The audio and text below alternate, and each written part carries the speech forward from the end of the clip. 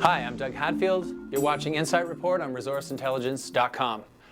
American Manganese, with the help of Kemetco Research and some very creative thinking, have managed to produce what could be the lowest cost electrolytic manganese in the world. Today we're going to be visiting the pilot plant where resources from American Manganese's Artillery Peak project in Arizona is processed into electrolytic manganese metal and electrolytic manganese dioxide. It's a giant patent-pending leap forward for the company, which has manganese resources of 13.8 billion pounds indicated and 3.5 billion pounds inferred. That's a lot of manganese. And it's also a very big deal considering that manganese is the fourth most consumed metal in the world. So how has American Manganese done this? And what could it all mean to investors? Let's go find out. To some investors, grade is king, but not so for American Manganese.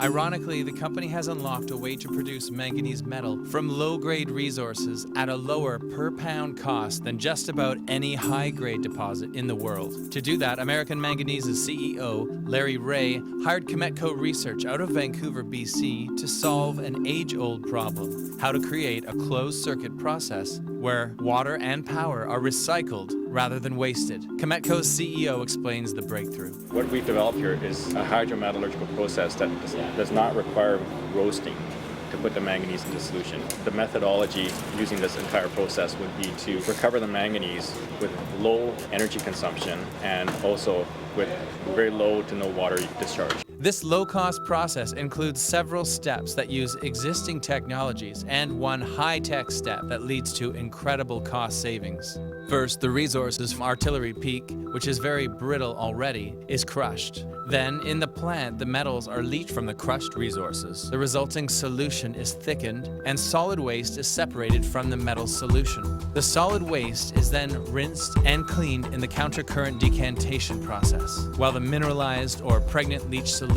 is purified and mixed with sodium carbonate. The manganese carbonate is entered into an electrowinning circuit, which consolidates the metal into pure manganese plates. You'd think that was the end, but it's not, because this is actually where the groundbreaking, cost-saving stuff begins. The remaining sodium solution contains a lot of water that needs to be removed at very high heat. That's expensive, but it's also very wasteful. The Kemetco process removes the salts from the water by first lowering the temperature, then forcing the remaining solution through a nanofiltration system. This leaves just crystallized sodium sulfate, which is actually sold for about $100 per ton, and sulfur dioxide and water, which are recycled in the process. So not only does this system cost less, it actually generates revenue from the process of recycling the water. But what does this mean for American Manganese, and what's next for the company? Let's go ask the president and CEO, Larry Ray. First of all, it's not a new method. This method was used successfully in the 1940s by the U.S. Bureau of Mines at Three Kids. They produced several tons of electrolytic manganese metal from Artillery Peak on a pilot plant test. Okay. What we're doing is we're making it more economical, more energy efficient, and more environmentally friendly. And you know that you can make electrolytic manganese for 44 cents a pound. Tell me, how many pounds can you produce, and how much can you sell that for on the market? Well, we plan to produce about 110 million pounds a year from the Artillery Peak project. Currently, the price is $1.50 in the world price. If it's FOB China, it's $1.80. If it's in the US, it's $1.80 because of the 14% import duty. So it's going to be half of the competition's cost. Right, half the cost of anybody else and a lot less than the cost of what you're actually selling it for. Right. How stable is the price of manganese today? Reports from China are saying that they're going to lose a third to one-half of their production in 3 to 5 years. If that occurs, the price has got nowhere to go but up. What I'm reading about China is they're going to consolidate the industry. They're getting rid of all of the 5,000 ton a year plants. They'll be gone. They're consolidating those under 10 companies.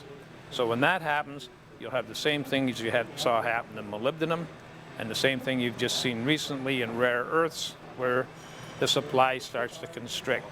Right. And it affects the pricing of the metal. Larry, take us through the next steps that will take you from where you are now through to production.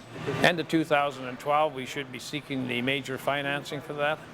Starting construction in 2013, going into production in 2014. That's the timeline. We've published it in 2007, and we're sticking by it. I'm very confident that we'll meet all the expectations, that we'll meet the levels of production that we have, that we will meet the standards that we've set for ourselves. And this will be a very profitable operation, as indicated in our PIA. And I think the pre-feasibility and the feasibility study will only reinforce that. American Manganese is truly a value play if there ever was one. The company's trading range is about 50 to 60 cents per share, and yet it's got billions and billions of pounds of recoverable manganese metal. Electrolytic manganese is worth $1.80 per pound, give or take. With the company's patent-pending production methods, it will cost the company as little as 44 cents per pound to recover the metal, which is a fraction of most competitors' operating costs. So do the math.